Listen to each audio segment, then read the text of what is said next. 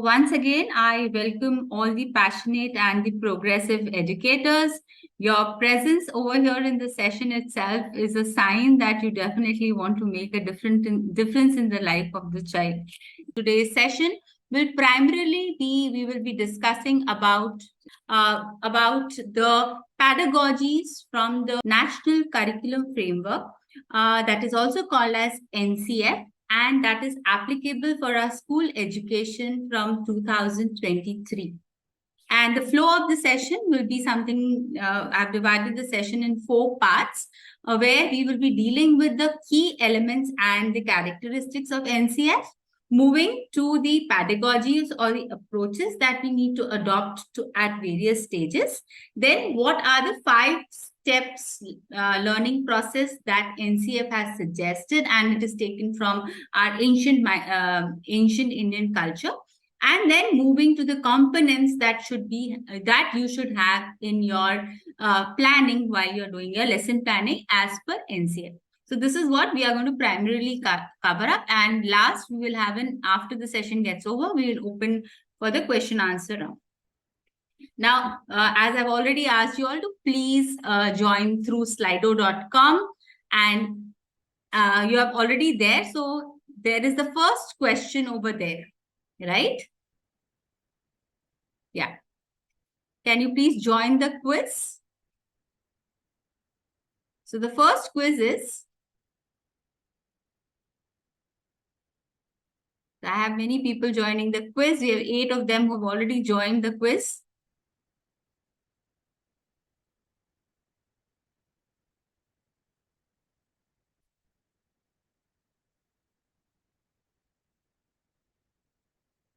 Okay, do you see the question over there? The question is,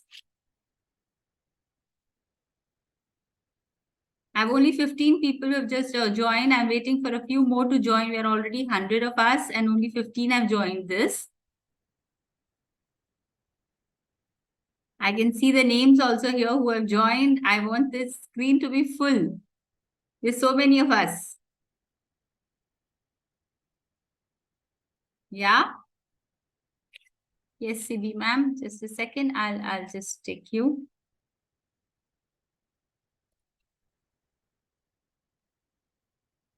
I've joined, but I don't see any questions on my screen. So it's have you joined the slido.com? Yes, it will first you Yeah, join, then it will come. says, Yeah. Yeah, just a yeah, second. it just will says come. get ready, Shibi. Yeah. So it will come. So once I launch it, it will come. I want more people to join. Okay, I'll lower your hand.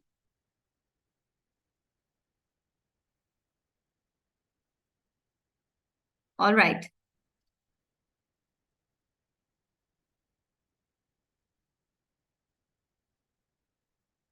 So I have more people joining in the quiz. Okay. So the question goes like this. Who laid the foundation of revamping the education system in India? Today it is called as NEP. Was it Narendra Modi, Pandit Jawaharlal Nehru, Mahatma Gandhi, or Smriti Irani? 5 people have answered this. 8.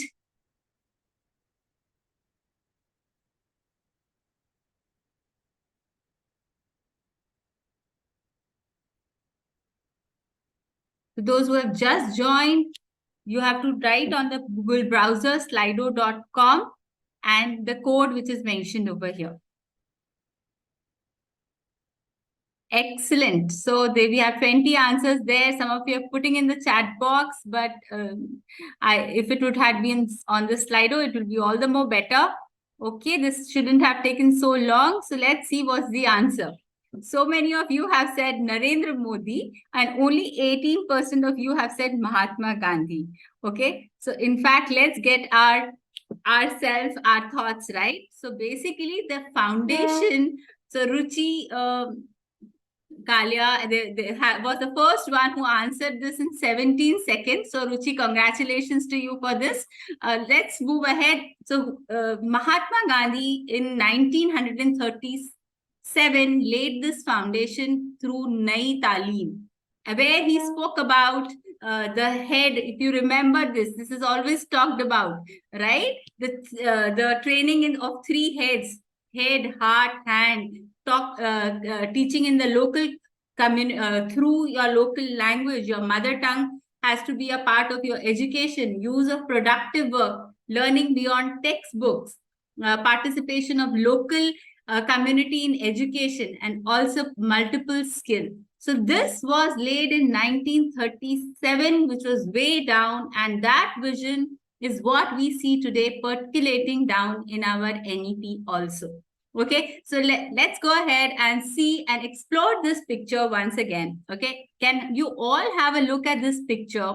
Very, very carefully. This is a picture that is there on the National Curriculum Framework main page, cover page. I want you all to please observe this picture very carefully.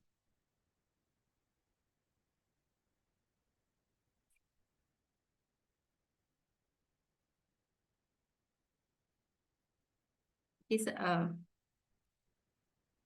some of you are asking for the password, so we'll participate in the next question now. Okay, so you observe the picture. Let's move.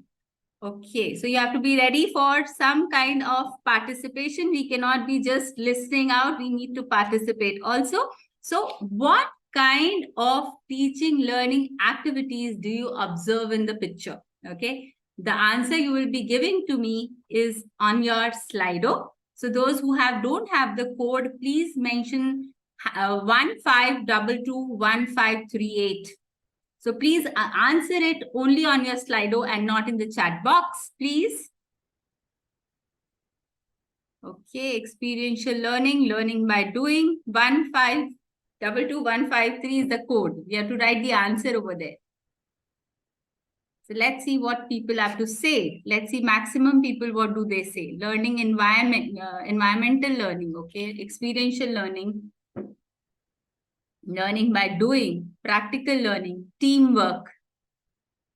Okay.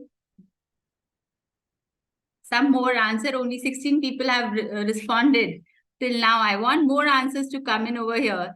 Hands-on experience, observation of nature. Yes, learning by doing, practical learning. Yeah. Teamwork is again, yes. Some of you who are writing it in the chat box, I request you to please post it in the Slido so that we get a common answers. Okay, so if you see over here, Slido, 29 of you have put the answers on the Slido, and some of you are still typing it on even in the chat box. But I'm happy that at least you all are participating. Thank you for those responses over there. But you see over here, even Slido has come up with the two answers that the picture talks about learning by doing and experiential learning. And exactly what you all have writing, collaboration, others have also written teamwork. This is what exactly was the dream or the vision of education for the society. Okay, so let's move ahead. Okay, so the national education policy or the school education that was launched, that was the vision of education for India. Okay, that was being given by Government of India. And this was the overarching principles that we see as a frame or curriculum framework, which is being drafted by the Ministry of Education, also called as aims of education, and it is given the name as National Curriculum Framework 2023. Okay, here the picture is a little different. So that was given by the NCF is basically the overarching of the our NEP, based on which our textbooks and our syllabus and the other teaching aids are being made, based on which there are trainings that are happening for the teachers, so that there's a transformation that happens at the school level. So this, when we bring in NCF to our life, and NEP to life, that is NCF in our classrooms, what it should look like is the real challenge. Now, when we see in the light of NEP and NCF, it talks about first and foremost, knowledge. It says that the child has to have the concept, theories, and principles, okay, which the child should be able to apply in the real life context. And this education has to have many codes or many colors. It should, we should be aiming at building the students' capacity. That is, we are not just aiming at the abilities and the skills, but also at the critical thinking, whether the child is able to solve a problem, his creative, analytical skills, so that he is a lifelong learner.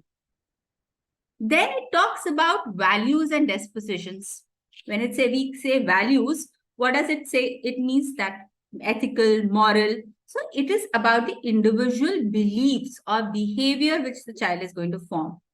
Moving from that, it's a disposition means obviously the attitude one carries, the habits one has. Based on that only he will approach the learning. So as a teacher, these four areas are our responsibility, which we have to include in tandem, that is together. If you see these three people riding a cycle, everyone has to paddle at the same time to increase the speed, right? So that means your pedagogy, your practices that you have, and the culture of your school or your classroom has to be same. You cannot say that today I am teaching you a lesson and we will talk about your social development in the next class. No, in your lesson you have to include all these things so that we have the elements of NCF in your classroom coming alive. Now the next thing what we bring to life in our classroom is that the curriculum and the pedagogical structure, that is the foundation level, which is when it says 5, that means it's just talking about now nursery to grade 2, they've considered as a foundation level.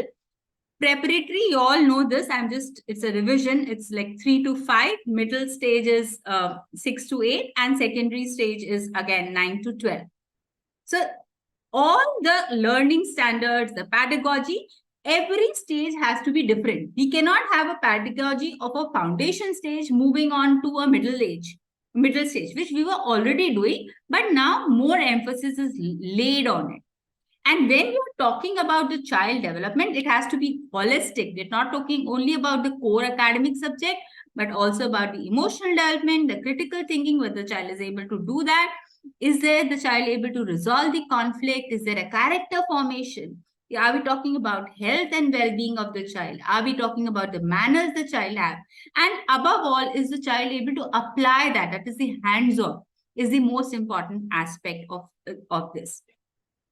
So taking these elements all together of the NCF, if we see, it gives us our aim of education, which talks about 6 fundamental, that says there should be an autonomy of thought. What do you mean by that? It should be in depth and breadth. That is not on the surface, but in breadth. So for example, now I am teaching, say, my students energy. Okay, the chapter is energy. Instead of just telling about the child about energy, why can't I give a project to my students that, okay, develop a car that will save maximum petrol? What are the issues that you face? There's a traffic. So the child should be made to think critically, in depth, through the thought process, so that there is an autonomy, there's a reasoning, a rationality happening behind what is happening and why. And the child is not just a mute listener over here. He is participating over here. We're talking about the well-being of the child in all the ways, about, right from the sports, right, about yoga, or every aspect of the school curriculum. We have to take care of the students' well-being. Are they happy in the classroom? Are they happy to come to the school? And they are building the right kind of ethics and moral. Also, our lesson plannings have to have democratic participation. So this is the aim of education. We have to bring it to our lesson plans, right? So when I say democratic participation, now for over here, for example, when I'm teaching, the child about world. Okay, so I can ask the child, tell me what problem do you want to solve, say about in around your surrounding. Do you want to have plants to be laid in? There can be the water supply. So I am giving a democratic opinion for a child to learn that what he wants to see around him. Okay. Now, economic participation, over here, our academics has to be more on hands-on. We don't have to revolve ourselves around marks anymore. We have to go beyond the marks, go beyond books, and we have to inculcate vocational skills among the students through whatever subjects we are teaching. Wherever possible, it's not that we are going to be able to do it right away, but wherever possible, we have to ensure that we have this in our classrooms. Also, we have to talk about the local context, the pride that India should take. We have to talk about the richness of the country so that tomorrow when our children have to stand and speak about their country, they can talk about their own nation. Many a times right now, children have this like, no, we want to go abroad and study. Why not in India? We have so much. So that has to come the way we are going to speak, and we are going to inculcate that in our classrooms or through our lessons, right? So these are the 5 aims of school educations that have been laid by NCF, which has to come down to our classrooms. Now, when I talk about all this together, so there are 3 basic things that has to come in the classroom. Is the standards, that is the learning standards that we are establishing, the pedagogies that we are going to adopt, and the assessment, which has to be holistic in nature. So we are going to today deal with the pedagogies basically. So we are going to let's see the elements or the key elements that till now, whatever we have discussed, what we have to pick up and make a note of these. So there are 7 major notes. I want everyone to please make a note of these 7 points, which you have to see that they are implemented in your lesson plans. The first point is the holistic development. Second, inclusivity, interdisciplinary learning. We are talking about the local context. There's enough experiential learning that you're giving to the students.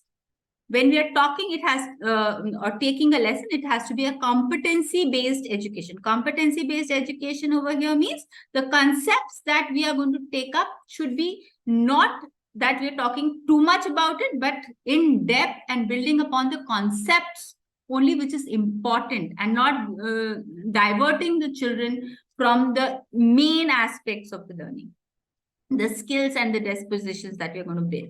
And the last one is use of technology. So these are the 7 key elements or the characteristics from NCF, which we have to bring it down to our lesson plans. Here, we have to understand that every subject, right from maths to sports, have been given equal importance. Wherever possible, we have to do an art integration. We are also doing it as an interdisciplinary learning, but yes, this has to be in our mind that art integration has to be part of our teaching, and engaging, that is a classroom teacher learning process, has to be very, very engaging, both for the teachers also as well as for the students also. So this is something which we have to keep in mind, and we have to stop that immediately. A big no is on memorization and content overloading. We have to understand what is important and teach only that much, nothing beyond that. Okay. So with that, these themes in mind, now we move ahead with what also is coming down from our ancient India. Okay. That talks about Panchakosh Vikasa, or 5-folded learning, which has to be not some of the people talk that this is only for the pre-primary years or the foundation years. No, it is from foundation years till grade 12, that's from nursery to grade 12, we have to ensure there is a 5-folded teaching process that is happening. Then only we can say it's a holistic. Okay, so what are these? The first one is Anamay, kosha, that is, we are talking about the physical layer, whether we are talking about the physical development of the child. We are talking about manomaya kosha. Okay, when we say manomaya kosha, it is about the social and emotional and the ethical learnings of the children. Then when we talk about Anandamaya Kosha, it is the inner self, your aesthetics, your culture that the child will form. So when you're talking about a child's education, it has to be physical, emotional, aesthetical, and cultural. Then we come to the next one, Pramanya Kosha, that is about the physical development. And the last one, Anandamaya Kosha, that is your intellectual or the cognitive development. So these 5 layers which were being mentioned in our ancient history is now has to come alive in our classrooms also. Okay, so how these 5-fold will happen? I have made a kind of a chart over here, keeping in mind the 5-folded education or the holistic development, right from physical, emotional, cognitive, social, and the last one is the ethical development of the students. Now, what does this talk about? So say, and I've taken the different stages. If you see over here, the foundational, preparatory, middle, and secondary. So as per the National Curriculum Framework, it talks, when we talk about the physical development, so it says that in the foundation years, we have to have, when we are teaching, whatever activities we choose or whatever, whatever we decide to do, it should revolve around play. A play-based approach, it has to be full body involvement. When we move to the preparatory, it has to be activity-based, more of hands-on, right? When we move to middle age, it is saying that the NCF says that here, as a teacher, we have to understand and be able to handle the growth, changes. Like, for example, here, it is puberty is pre-puberty is on the card. Also, the adolescence is on the card. So, whatever activities you choose, you have to ensure that you have their physical development in mind, that okay, the child is in this stage, my activities have to be based around that area. I cannot have a playway method for a middle age, right? And also when we talk about secondary, they are grasping with the changes in the body, right? They are very self-conscious. So when I choose an activity, I cannot, I have to avoid somewhere where the child has to come alone and stand if the child is conscious about it. Yet I have to, help the child to come out of that and move ahead, right? And when I talk about emotional development, so again, so it is, understanding the child's positive building upon child's positive learning habits, guiding the child with emotional regulation, providing a balanced approach between emotions and the individuality is my aim in the middle years. And when I move to secondary years, I have to I have to concentrate more upon the thinking and reasoning of the children, right? I cannot have leave the child. The child has to make his concepts clear. So here my reasoning, so emotional development has to be more deep-seated and more coming from the heart. Now, again, cognitive development, here, rich exposure to languages. From the preparatory stage, we are gradually moving towards thinking and analyzing. And after doing and observations is what is there in the preparatory stage. When we move to middle stage, we have assimilation and understanding. And now we have to move from practical and we have to have more of theories behind it. Ye kyun hua hai? Why? The whys come in the middle. And when it comes to secondary stage, there's more rigor on the concepts and the subjectivity of the topics go into detail. Coming to the social development, again, now moving from cooperation, I'll now move a little quickly. So moving from cooperation to peer learning in the secondary stage, and ethical development is like the basic moral building to how to participate for the social participation and bring in changes is what we move gradually from foundation to secondary stage, right? So this was about the Panchakosha Vikasa. It's just a quick note. This meeting will end in 10 minutes. I request you all to rejoin if the meeting ends, the same link, right? Okay, now let's move on to what is pedagogy. Okay, this is a question I want to ask you all. What is pedagogy? And I want you to again open your Slido with your code is 1522 1538. Open your Google browser or your whichever browser you are using, and please write slido.com and write the code 1522 1538. 1522 1538. This is the code you have to write. Now I want you to answer to the question, what is pedagogy?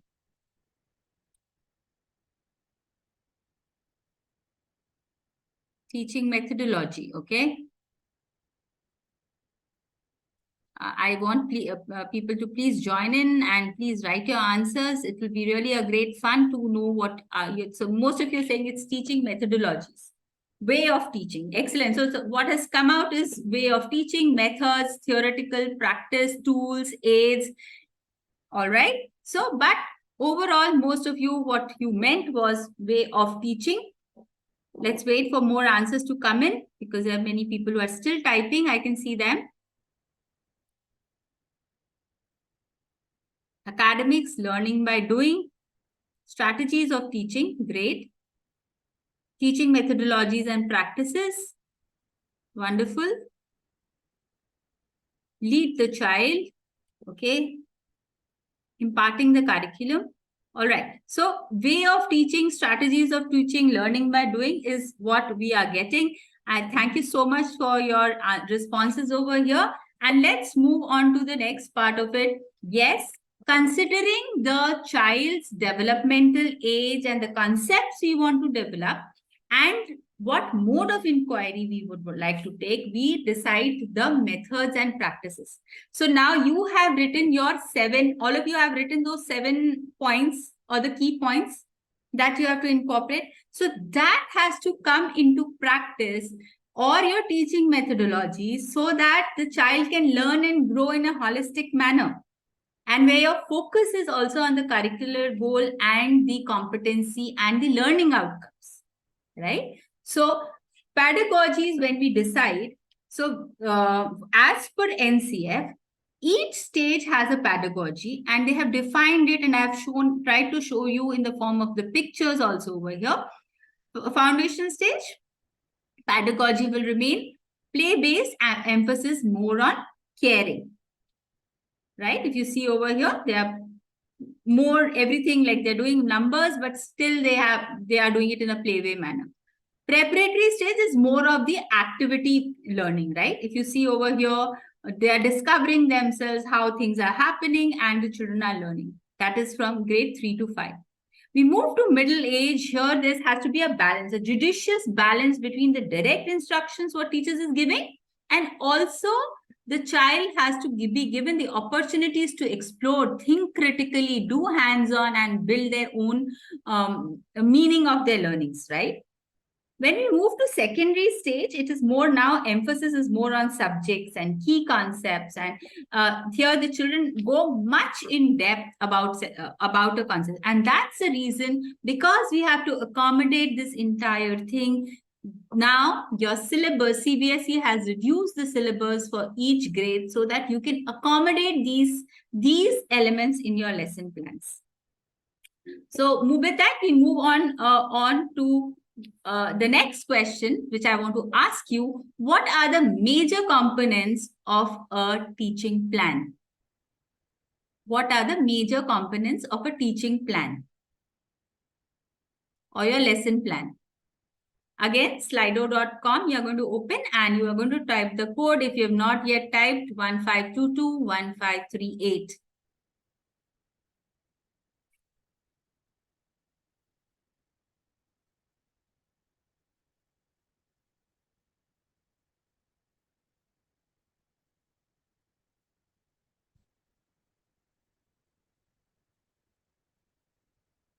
You can write two walls, one or two, that's enough. Don't go on to an essay type. One or two answers are enough over here.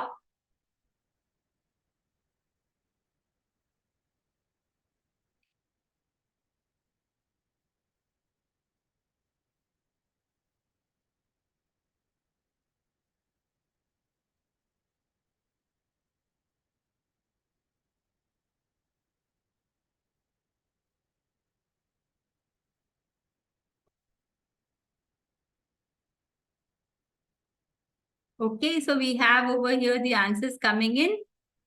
So 7 of them have said objective, or in fact more. 10 people have said objective, methods. So the components that are required in your teaching lesson plans are. So if you see over here, you can see the answers also on the top. If you come back to your main screen.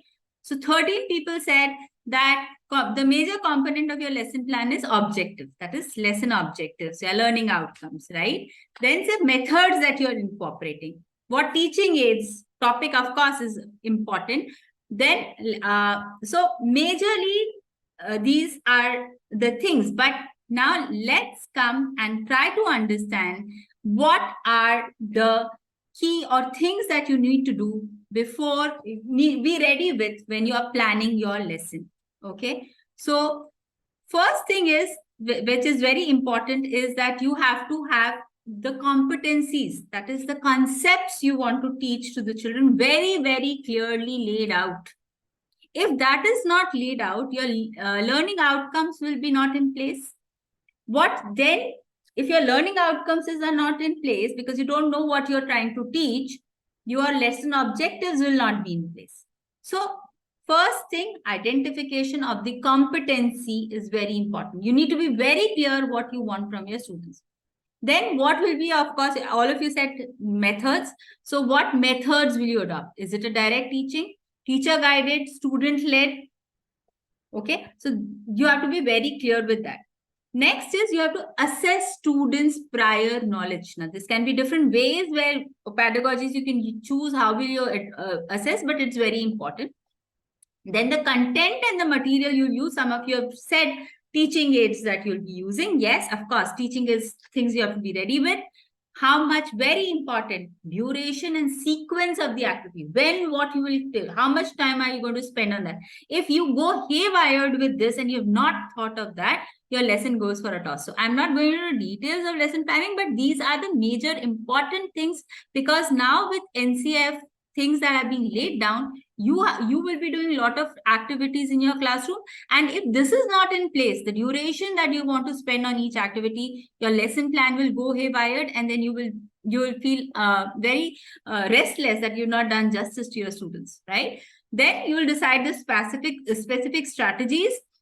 If there are any students who need any extra help, what will be there? That be, right? Your classroom arrangements, how students would be sitting, and methods of assessments, right?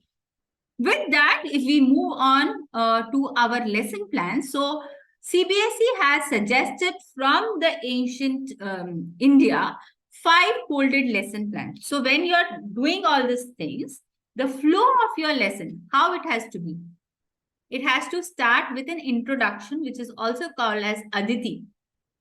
Okay. From Aditi, that is introduction of the lesson, we are moving to conceptual understanding of the topic. That's called Bodh. Okay. Then moving to practice, where the child is practicing whatever new concept the child has learned. Then applying it in the real life. And then teacher is expanding, giving it in a different context altogether, and which is also called as parayas, which the children will. Let's see how we will implement this in our classroom. That is the elements of NCF. The first thing that you need to do is you have to assess your current teaching practices. Okay. Are they aligned with, you need to, what are the things you need to modify according to NCF? Okay. Do you need to incorporate something? Okay. Anju ma'am, you're saying there's a network issue. We are not able to see the screen. Okay. Let's go ahead. So first thing is alignment or of the teaching learning practices. That is very important. Okay. Modifying what you did not have, and now you're going to incorporate them, right? Post which, the next thing that you need to remember is the learning outcomes. What learning outcomes you have to focus on? So this has to be based on NCF. If you remember the key elements, it says holistic development of the child, right? The focus has to be on knowledge, skills, attitude, value, dispositions, all put together. When you're planning your learning outcomes, you have to ensure that those things are being part of your learning outcomes as a part of NCF. Okay. Now, to make you more confident that you are incorporating NCF in your classroom, the next thing that you need to be very, very focused on is student-centric approach. That is, when you are talking or doing anything, you have to have a lot of students' participation. You need to be ready with the list of questions you are going to ask to the students in the class, right? There has to be critical thinking. If there's no question, you're not ready with the question, if you've not posed a question, you've not shown a picture and asked the child to look at this picture and tell me what do you understand from this picture, you have not even asked, invoked the child to think in that process. So you need to be very, very clear that what questions are you going to ask, what provocations are you going to use, so that the children are able to solve a problem. There is something which is given in hand, and everything is not served ready-made to them in hand, right? We have to give opportunities where they're exploring, they're inquiring and collaborating, and not anything ready-made, no ready-made notes given to them, coming to the class, dictating the notes and moving on. We have to move out of that. Now we have to be more planned. If you're not planned in our lesson plans, then we will not be able to incorporate this in our classroom, right? The next thing is you have to embrace multidisciplinary learning. That is, there are some ideas that I've given over here. You can have a theme-based learning. You can have curricular units. I'll give you a few more examples in the next slides. Integration of arts wherever it's possible. Okay. Now, humanities, role plays. You can bring in theater a lot over here. When you're talking about role play, you can have theaters also, elements of theaters coming in. You can have jigsaw approach, which is also like, somebody will look this from maths perspective, look at a problem from science perspective, from social studies perspective, and then all of them from different groups come together and bring it together. So you are having a concept of multidisciplinary learning in your project. And also this has been, we were doing when it was way back, CCE was there. We had project-based learnings, which were, we are taking a theme like a time, and then people from in different subjects were taking the same themes and they were working around it, right? The same thing. Now, over here, somewhat same when we're talking about multidisciplinary. Now, can you see over here, there's a character display over here in the form of a cutout. So here, the teacher has used art. Teacher has used maths because there are dimensions that the child had to cut, right? It's a poem that it can be a poem in any of the languages over here. It can be a group project and can be an individual. Children are thinking design. They're thinking about how that character would look like, right? They will choose what kind of colors or what colorful adjectives they can give and describe this picture.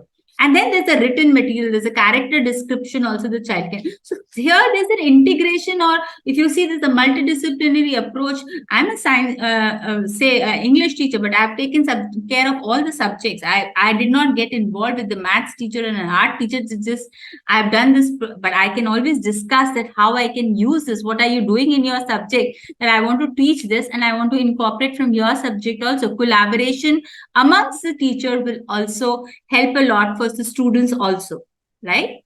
Now, when I talk about cross curricular, so if I'm taking about space, I can also have science, technology, engineering, mathematics, all incorporated together. Like, for example, I want children to find out how many, say, the about the rotations and of the earth, or so giving it a maths look, maybe drawing part of it can be a science, a project wherein they have to create it out of a say waste paper, and used origami to create that earth feel like the ball of the earth. So I'm involving art also into it. So I think any topic I have to integrate as many subjects as possible in my when I'm planning my lesson. So when my lesson plan, doing my lesson plan, I have to see which subject I have touched upon. Then, as I said, fostering critical thinking, here I can also have a mystery box, right? I can carry a small, this can be in the lower grades, of course, where I can have a goodie bag and I pick up something. Okay, can you tell me what is going to come out? Okay, where do you use it? So here, what am I doing? I'm leading the child towards a situation where the child is thinking deeply, or where I can also can we all discuss how can we ensure, now there's so much of rain happening, or there are floods all around, what can be done to reduce this? Can we have some kind of projects that we can come in? So there has to be a situation given to the child. We have to give them an autonomy, their freedom of rational thoughts, and wherein the children can come up and demonstrate this together. So where we have role plays happening, inquiry projects. I've written down a few of the things that has to be a part of your lesson plan if you want to have critical thinking. Like, for example, you have scavenger hunts. That can be also part of this. Your role play scenarios, decision-making stimulations. Like, this is the situation. Now, what will you do in this situation? So that is also a way to in any of the subjects, the same can be incorporated, right? Mind mapping again, case study, ethical dilemmas where they have to take wise decision is again something which can be a part of your teaching. So it's not necessary that we are just like everything revolving around only the textbook. We have to go beyond it. We don't have to keep sticking ourselves to the textbook, keep point by point, I'm reading this and I'm finishing it off. No, we have to go a little beyond to that, right? Okay, then wherever possible, we have to take incorporate experiential learning in forms of games. We can do a lot of investigations that children have to do. Okay, you can go out and maybe even for the lower grades, you can do that. They can go out, collect things. Even for higher grades, also they can have case studies going to say the slum areas, find out how many people are working, how many females are working, make a data sheet out of it, and maybe present it as a case to the class, right? Also simple, we also have to have a lot of indigenous toys also incorporated in our lesson plan. So I can also say take up any indigenous toy. So for example, if you remember that when we were young, we were having this I don't know what do you call that. You have this chakri jaisa hota hai, you blow it and it keeps revolving. So when you one blow, how many times the chakri can go around? Or maybe that lattu, what do you call the top? If you spin it once, how many times it go around? So the child sit together and maybe in the groups they are doing it experientially, collecting the data, presenting it. So you're incorporating hands-on, you're having a subject integration, you're having critical thinking. So you have to just now put a tick mark. Whatever I have incorporated, I've incorporated critical thinking. I've talked about context, that is how much in depth are we talking about the country, and you will be able to get confidence slowly and gradually the moment you start thinking about, okay, ye maine kar liya, this I have incorporated, right? So this is how you will slowly and gradually gain confidence about incorporating NCF in your classroom. It's not that at one go you have to incorporate everything in one class, you have to incorporate everything. No, whatever, wherever possible, try to imbibe it and try to move away from the rote learning methods, right? And use integration of technology, especially from 6th above. I strongly recommend flipped classroom. I'll be taking a session on this as well, on flipped classroom, how to create flipped classroom, how to make it more engaging for the students, that you know that every child has attempted some question. So I'm going to do that. Digital storytelling is again a big platform which till the higher grades it can be used, which you need to know more on. Grow more professionally on it. And educational games also online, so many are available. You need to have, sometimes some of them you can't use in the classroom, but at least you can suggest to the parents. In the lower grades, many a time many parents come and ask me, ma'am, can you suggest me how do I involve my child after the school hours? So I should be having these up my sleeves, some of these apps. Like you have, I was going through another app called Key for the lower grades, it's still grade 2. It's a beautiful app which talks about each concept. Like that, there are many other apps available which you can also use and discover. Inclusive education, this is something which is very important. Now here, when I talk about inclusive education, it is not only about the differently abled children to be part of your curriculum, but it is also, there are certain children who are not able to get what you're teaching. So you need to be able to provide scaffolding. You should be able to do differentiation from them. This is another aspect altogether, which I'm not going too much in detail right now. But your lesson plans, when you are making, should be a GRR model, that is gradual release of responsibility, which also is talked about in NCF, that is I do, then you do.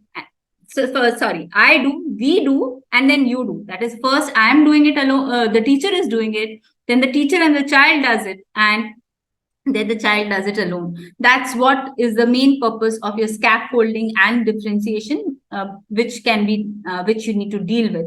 Also here, if you can involve your students, have them speak and be a part, like instructional materials and flexibility will also help a lot.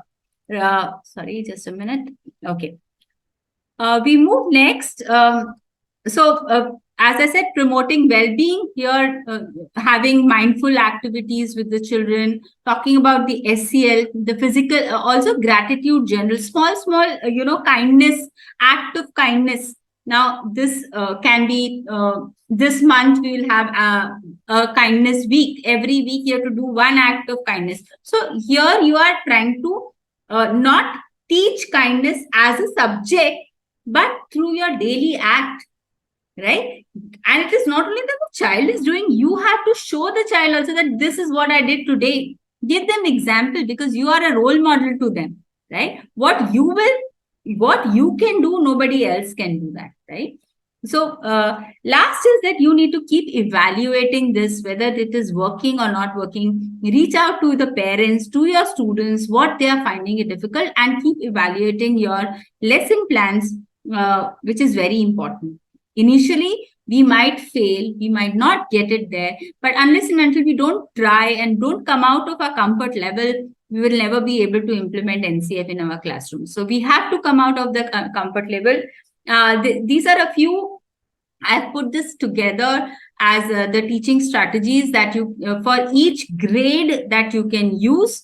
From foundational age to the secondary stage, you can take a screenshot of this if you want to implement. So this is also called as the Punch Buddy, or 5 steps learning, which we have to include in our lesson plan. You can use a page, which is a beautifully, so see, it's a NASA science page, okay, where it is make a fan with Earth's layer. Okay, so first we're talking about the Earth's layers. Okay, what are the different types of layers? And then the children are making a fan out of it.